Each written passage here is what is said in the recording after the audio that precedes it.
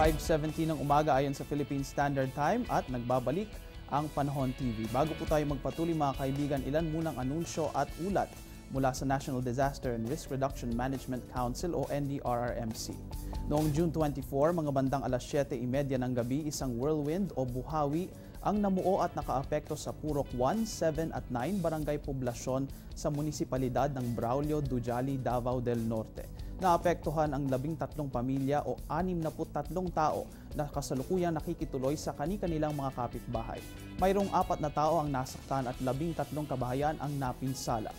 Samantala, ayon din sa ulat ng NDRRMC kahapon, nagdulot ng pagbaha at pagguho ng lupa sa munisipalidad ng Kibawe, Bukidnon ang tuloy-tuloy na pag-ulan mula noong June 1 hanggang June 10.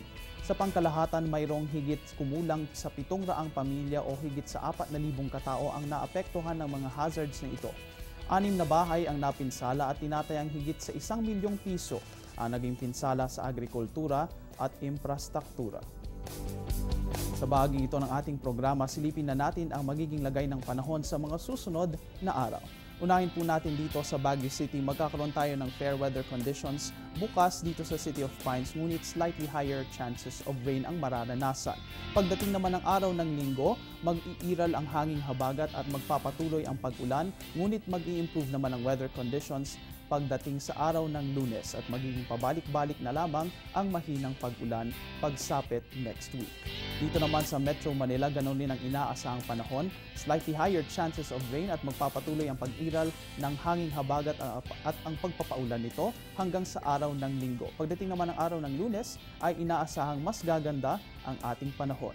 Sa Metro Cebu naman, sa pagdating ng weekend, inaasahan naman na mag-i-improve ang weather conditions natin dahil wala nang ang low pressure area dito sa may Kabisayaan. Mananatiling occasional rains ang mararanasan pagsapit bukas at mag-i-improve na ang weather conditions pagsapit ng Linggo at ng araw ng Lunes.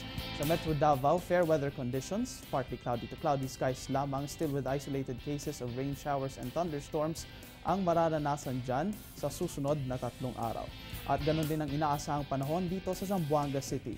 Bahagyang maulap hanggang sa maulap na kalangitan na may tsansa ng pag-ulan at pagkidlat pagkulog lalo na pagsapit ng hapon at ng gabi.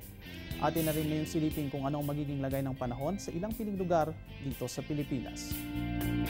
Unahin natin ang Cabanatuan, Kalayaan Group of Islands, Catbalogan, Dumaguete, Calapan at Rojas. Ang mga lugar na ito ay makakaranas ng mas mataas na tsansa ng pag-ulan ngayong araw na ito na may kasamang pagkidlat at pagkulog at makakaranas dyan ng temperaturang maglalaro sa 25 to 32 degrees Celsius.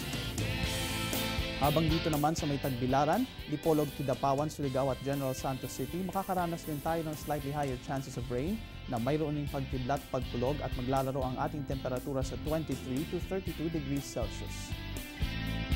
Alamin na rin natin ang weather forecast sa ilang mga tourist destinations dito sa Pilipinas.